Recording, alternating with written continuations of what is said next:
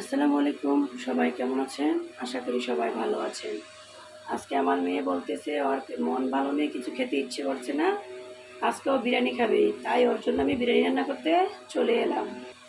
এই যে এখন আমার বিরিয়ানি রান্নার জন্য আমি এখানে মাংসটাকে ভালোভাবে চিকেনটাকে কষিয়ে নিয়েছি। কত সুন্দর করে লাল লাল কালার করে দেখতে আমি এটাকে কষিয়ে নিয়েছি। কষানো হয়ে গিয়েছে, এ পর্যায়ে দিয়ে দেবো এখানে আমি আগে থেকে ধুয়ে রেখেছিলাম আদা যে পরিমাণ চাল দিয়ে দিলাম,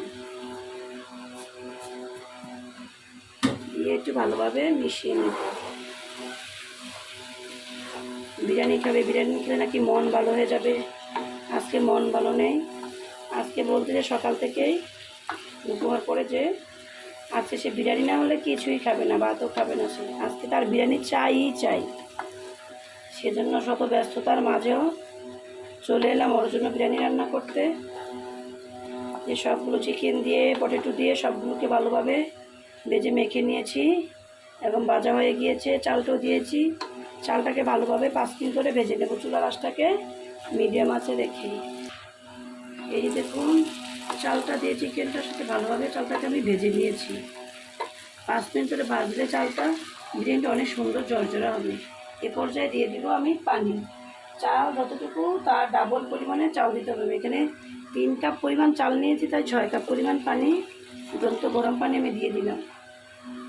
তাড়াতাড়ি হওয়ার জন্য আমি পানিটা দিয়ে দিলাম, কারণ আমার মেয়ে খিদায় অস্থির হয়ে আছে। আজকে ভাতও খাবে না, যখন বিরিয়ানি হবে তখন সে বিরিয়ানি খাবে। সেজন্যই তাড়াহুড়া করে রান্না করতেছি। চালটা দিয়ে দিয়েছি। এখন 10 মিনিটের জন্য অপেক্ষা করবো, ঢাকনা দিয়ে রেখে দেবো। 10 মিনিট পরে এসে বিরিয়ানি হয়ে যাবে। 10 মিনিট পরে ফিরে এলাম। দেখুন আমার বিরিয়ানিটা এখন কী অবস্থায় হালচাল আছে দেখুন। এই পর্যায়ে আমি চুলার আঁচটাকে এবং কমিয়ে দেবে, একদম মিডিয়াম আছে রেখে আবার দমে দিয়ে দেবে। এখন চালটা প্রায় 90% সিদ্ধ হয়ে গিয়েছে, চিকেনগুলো আলুগুলো সিদ্ধ হয়ে গিয়েছে। মানে ভালোভাবে মেশানোর জন্য চুলার আঁচটাকে মিডিয়াম আছে রেখে 5 মিনিটের জন্য দমে দিয়ে দেবে। এই যে 5 মিনিট পরে ফিরে এলাম। দেখুন চালটা শুকিয়ে কত সুন্দর ঝরঝরা হয়ে রয়েছে বিরিয়ানিটা।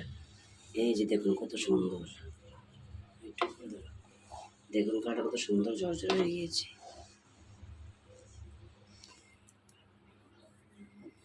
এই যে দেখুন গন্ধটা অনেক সুন্দর আসতেছে,